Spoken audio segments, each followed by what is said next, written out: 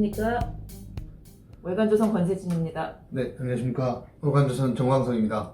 예, 오늘은 저희가 그 21대 총선이죠. 내년 4월에 출마할 예비 후보들이 많은데 이 중에 지금 2세 정치인들이 유별나게 좀 많다고 합니다. 뭐 물론 지금까지도 2세 정치인 굉장히 많았죠. 지역구 세습하고 이런 일들 많았는데 지금 엊그제 지난 10일에 국회에서 이런 일이 생겼죠. 문희상 의장이 예산안을 날치기 통과시키면서 저것은 이제 아들을 위한 것이 아니냐 이런 얘기가 좀 나왔습니다. 그거 어떻게 보십니까? 날치기 통과를 거둔 이유가 뭐라고 보신 거예요, 정 기자는? 일단 그 아들에 대한 이제 그 어떻게 얘기가 있었죠. 얘기가 나왔죠, 예전부터. 그래서 이제 아들이 문석균이라고 이제 우정부 지역에서 이제 상임 부위원장을 하고 있습니다. 이제 지역의 세습의 의도가 있는 거로 이제 볼 수밖에 없는 건데, 그래서 이제 이런 것들이 과연 다음 총선, 그러니까 내년 총선에서 이제 그 문 의장의 아들이 민주당으로 총선을 받는다라는 공천을 이제 받는 것 아니냐는 얘기죠. 계속 의혹이 나오는 거죠. 예. 지금 문석균 어떤 사람인지 제가 좀 우리가 좀 알아보니 이분이 이제 의정부시 의정부 사시는 분들은 그렇죠? 좀 많이 아실 텐데 이제 큰 서점입니다. 의정부에 뭐 교보문고 이런 게 그동안 없었대요. 그래서 숙문당이라고 이제 문희상 의장 가족이 하는 큰 서점이 있습니다. 이때 이제 이제 문희상 의장이 이것을 만들어서 이 아들 문석균 씨가 여기에 숙문당의 대표로 일하고 있었죠. 근데 이제 문희상이라는 사람이 이제 원래 한국청년회의소 중앙회장 이런 연청 이런 거 해가지고 이제 정치권에 뛰어든 사람이잖아요. 아들에게도 똑같은 일을 시킵니다. 한국청년회의소 이제 제이씨라고 하죠. 중앙회장을 역임했어요. 그랬는데 이 분이 이제 민주당 지역위원장의 상임 부위원장을 맡게 됩니다. 이제 언제 맡았냐 하면은 계속 그냥 부위원장이라는 게 보통 몇 명씩 있잖아요. 이렇게. 그랬는데 2018년 말에 이분이 상임 부위원장, 그러니까 부위원장 중에서 항상 그곳에 있고 항상 원래는 위원장이 문희상 의장이었겠죠. 근데 이분이 이제 탈당을 하니까 지역위원장이 비잖아요. 그때 이제 이분의 아들을 지금 71년생입니다. 한 50 정도 가까이 됐는데 이분을 이제 수석은 아니고 상임 부위원장으로 2018년 말에 이제 임명을 한 거죠. 예, 이렇게 보시면 되고 이 사람이 그러니까 이제 지역에서는 거의 아버지 대신 아버지는 뭐 국회의장 하느라 바쁘시니까 지역 관리를 사실상 다 하고 있다고 봐야죠. 근데 그렇게 보면 진짜 이게 딱 정해진 그림 아닙니까? 이제 아버지가 올해 작년이었나요? 이제 국회의장을 하면서 이제 거의 이제 불출마를 하게 되는 거죠. 이제 의장을 하면 불출마를 하니까. 그렇죠. 하면서 이제 그 자리가 그대로 아들한테 문석균 씨한테 가는. 그렇습니다. 원래도 이제 그렇게 생각은 하고 있었는데 이분이 이렇게 딱히 서점을 하고 집안일을 하고 제이씨를 하고 이렇게 크게 이제 스펙이나 무슨 정치권의 경력이 있었던 건 아니라는 얘기죠. 이제 지방에서 그 지역에서는 거의 이제 가족으로 이제 물려받은 사람들이 여태까지 많으니까 이제 이렇게 생각을 했을 수가 있을 거예요. 스펙이죠. 사실 그게 더 스펙이죠. 딴 거보다. 그렇죠. 큰 스펙이죠. 일단 어떻게 보면 이제 뭐 이게 지역구를 물려받는다던가 아니면 2세 정치인이라던가 이게 어떻게 보면 이제 문석균 씨뿐만 아니니까 우리나라에서 뭐 가장 그동안 유명한 사람이라고 치면 박정희 전 대통령의 딸인 박근혜 전 대통령이 이제 부녀 대통령까지 했고 2세 정치인이 그렇게 뭐 흔치 않은 건 아니에요. 그리고 특히 이제 21대 총선을 우리가 좀 짚어보자면 이제 20대 총선이나 그 전 얘기는 조금 있다 하고요. 21대에서 출마할 사람들을 뭐 짚어보자면 뭐 그래도 제일 많이 아는 김대중 전 대통령의 아들 이제 김홍걸 민화협 의장 이번에 이제 국회의원을 하지는 않았죠. 상남인데 근데 이번에는 정말 출마하겠다는 뜻을 보이고 있습니다. 목포 같은 데서 출마를 하겠죠 아무래도. 그렇죠. 목포에서 하겠죠. 그리고 이제 잘 아시지만 뭐 국회의원 한 번 지낸 분인데 3대째 국회의원 하시려는 분이 있죠. 정대철 전 의원의 아들 정호준 전 의원. 이분도 이제 나이가 한 50 정도 됐는데 중구에서 한번 이제 당선이 됐다가 한번 떨어졌죠. 근데 이번에는 이제 또 중구 성동 이쪽에서 나오려고 하는데 이분 같은 경우는 이제 정대철 전 의원이 원래 민주평화당 쪽에 있다가 이번에 이제 대한신당에 나왔잖아요. 그쪽에 합류를 했습니다. 그래서 이분이 이번에는 그쪽에서 나올 것이라고 예상이 이제 나오고 있죠.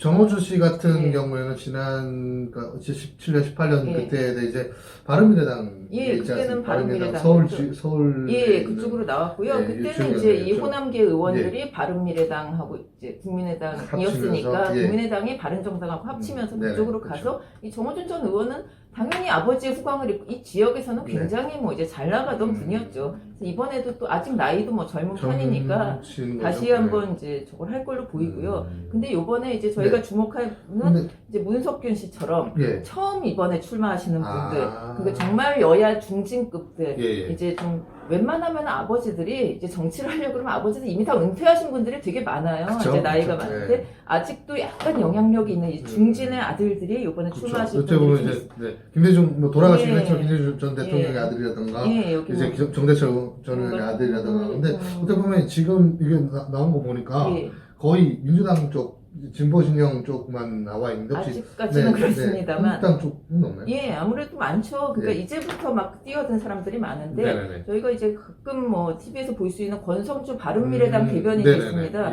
이분이 이제 아주 젊고 지금 부산에서 지역위원장 하고 있는데 이분이 이제 주일대사 지낸 권철현 전 의원의 아들이죠. 지금 아직 40대고 이제 제대로 한번 맞습니다. 새로운 정치를 해보겠다. 이래서 바른미래당에서 이제 나오는 거고요. 그리고 이제 검사 출신 최병국 전 의원, 울산의 이제 맹주처럼 여겨졌던 이분의 아들인 최건 변호사, 이분도 지금 오식이 아직 안 됐거든요. 이분도 이제 울산에서 출마하려고 그쪽에 가서 이제 준비를 하고 있습니다.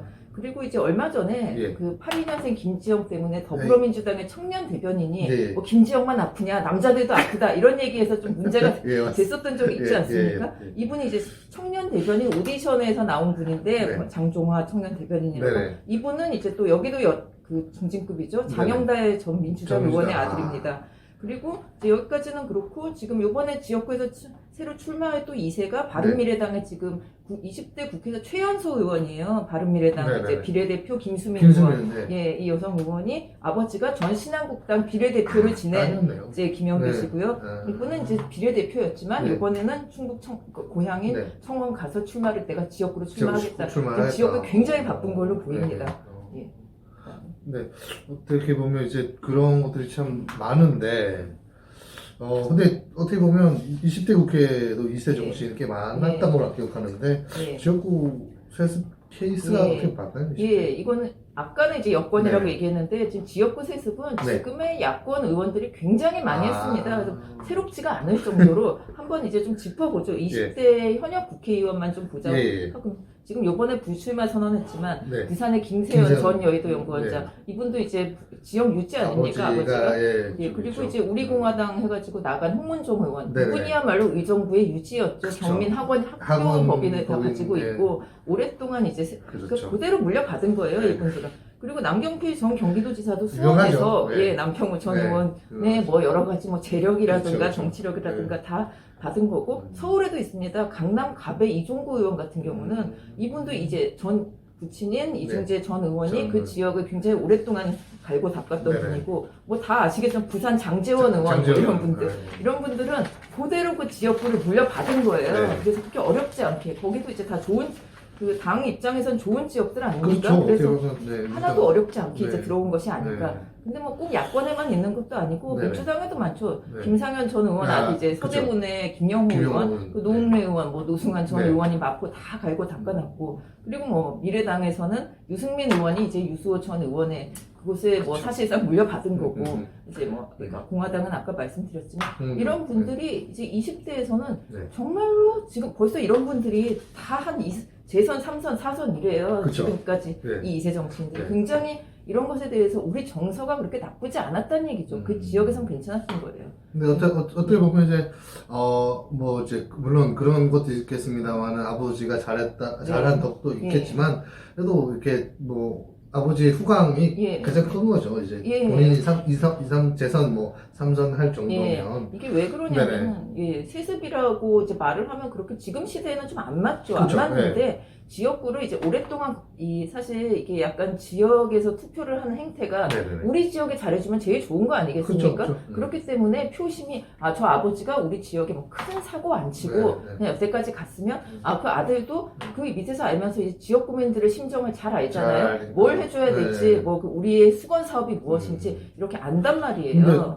근데 그 예전에는 어떻게 보면 이런 게 가능했을지 몰라도 네. 지금 시대가 좀 바뀌지 않았습니까? 그렇죠. 시대가 바뀌었는데도 네. 좀 이런 세습의 네. 문제가 있는 거는 좀 이게 뭐가 문제가 좀 있는 거예요. 요즘 유권자들은 예. 참 받아들이기가 어려운 거예요. 그리고 정치의식이 옛날보다 높아져서 그쵸. 아 우리 지역에 잘해주는 게 문제가 아니다. 네. 지역에 잘해주는 거는 뭐 시장, 구청장, 시의원들이 네. 잘하면 돼요. 국회의원들은 큰 정치를 해야 되고 네. 이번처럼 막 진짜 여와 야가 싸우면은 우리가 더 나의 정치 신념이 가는 쪽으로 힘을 실어줘야 되기 때문에 네. 내가 저 사람의 아들이라고 해서 저 네. 사람이 우리 지역을 잘 했다고 해서 네. 하기는 어렵고 또 요즘 같은 경우는 이제 오랫동안 하다 보면은 네. 고인물이 안 썩을 수가 없거든요. 그렇죠. 그렇게 네. 썩어서 네. 뭔가 이제 그 선거를 하다 보면은 네. 반대쪽에서 계속 뭐가 나올 거예요. 네. 여태까지 뭘 해먹었는지, 네. 뭘 받았는지 이렇기 때문에 그렇죠. 이게 이제 20대에서 지금 아까 말씀드린 것처럼 아까 네. 막 재선, 3선 이랬다 그랬는데 네. 언젠가부터 그 2세들이 자주 이렇게 나오지를 않아요. 이제 이렇게 해봤자 별로 좋을 게 없다.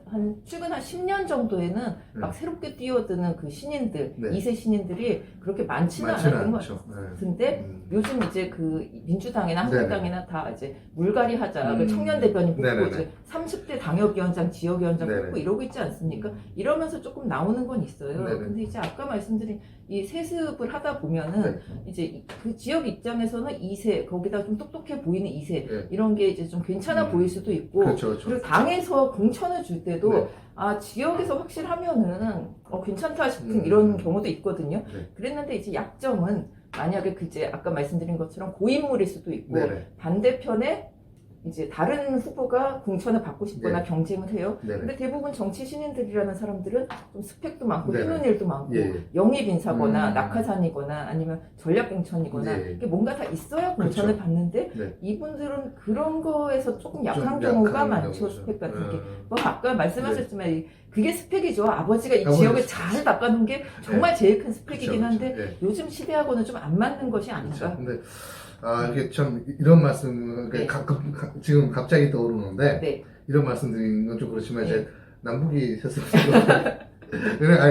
그렇다고 이제 뭐 김정은을 이분을 비하하는 건 아니지만 김정은을 또 비교하면 또 안 좋아하실 수 있으니까 김정은뿐만 아니라 북한에도 아버지가 간보면 아들도 간보거든요. 그렇죠. 이제 그 토대라고 그래가지고 이제 그 집안의 성분이 좋다 보니까 자식들은 그 아버지가 닦아놓은 길을 그대로 따라가는. 이게 제일 중요한 거 아니겠습니까? 신분이. 그렇죠. 따라가는 길을 있고 그러다 보니까 이제 어려서부터 좋은 교육을 받고 자라요. 그럴 수밖에 없죠 또. 그렇죠.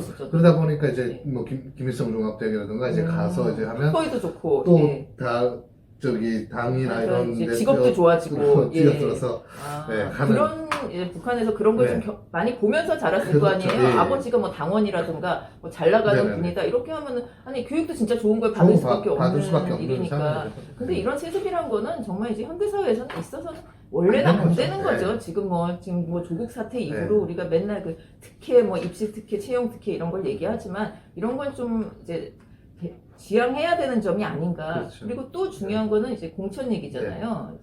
그렇죠. 이제 이런 것들의 공천이 있는데 정치권 중진이나 물론 그 부친이 아들의 이제 그러니까 어떻게 보면 이런 거죠. 이제 지금 이렇게 살아 계시는 생존해 계시는 정치권의 중진의원들 그런 분들도 이제 다음 2세가 또 2세, 3세가 나올 때 서로 봐주기 그렇죠. 이제 힘써 줄 수도 있는 거 아닌가 좀 그런 생각이 듭니다. 그러니까 이번 문희상 사태의 이제 핵심이 이거라는 거죠. 이제 한국당 의원들은 시기도 그러니까 지금 다른 여태까지의 국회를 봤을 때 나의 시기 뭐 당연히 많았죠. 있었죠. 그리고 이제 다수당이 이렇게 횡포를 부리는 경우도 많았는데 있었습니다. 이번 문희상 의장은 딱 봤을 때 이렇게 계속 협의가 안 되는 걸 알고 있었어요. 그리고 한국당이 이제 어떻게든 새 원내대표를 뽑아서 난리가 날 걸 알고 있었고 불구하고, 또 그리고 이제 여러 가지 이제 그거를 이제 하기 위해서 필리버스터는 못했지만 여러 가지 뭐 다른 안 내놓고 한국당에 굉장히 여러 가지 방안을 내놓지 않았습니까?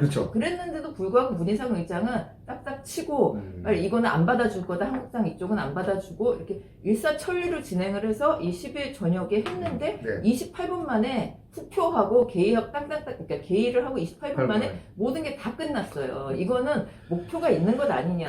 아니 탈당을 하라고 하는 이유가 있잖아요. 네네. 국회의장이 탈당을 해야 되는 것은 어느 편도 들지 말아라. 그쵸. 이제 어느 쪽이든 뭐 물론 출신 성분은 있지만 하지 말라는 얘기였는데 굳이 이렇게 하는 것은 사실 그 아들 때문에 더 재밌다고 얘기하면 좀 죄송하지만 네. 너무 충격을 받아서 이번에도 또 병원으로 갔다고 해요. 문희상 의장이. 근데 이제 주변인들에 따르면은 아들 얘기하고 아들 공천 뭐 세습 막 공격을 하니까 너무 쇼크를 받았다. 이렇게 얘기를 했거든요. 그러니까 뭐 예. 그게 이제 어떻게 보면 아니라 그러면 당장 예. 나와서 얘기할 수 있는 그렇죠. 거죠. 네. 오해 소지가 그렇죠. 있는 일이 일단 지금 있는 거고 벌어진 그것에 거고. 더 네. 충격을 받았다는 것도 아니 정치를 하겠다는 분이 그것이 뭐 공격할 수도 있는 거고 지적할 수 있는 겁니다. 그렇죠. 얼마든지. 네. 그랬는데 이제 문 의장이 이렇게 나온 것은 네. 이제 야당의 공격의 여지를 좀 준 거예요. 네. 그것에 대해서는 좀 신중했어야 하는 게 아닌가. 네. 홍준표 대표도 이런 것에 대해서 아니 그거 뭐 부장 받고 하는 네. 거냐, 대통령한테 잘 보이려고, 네.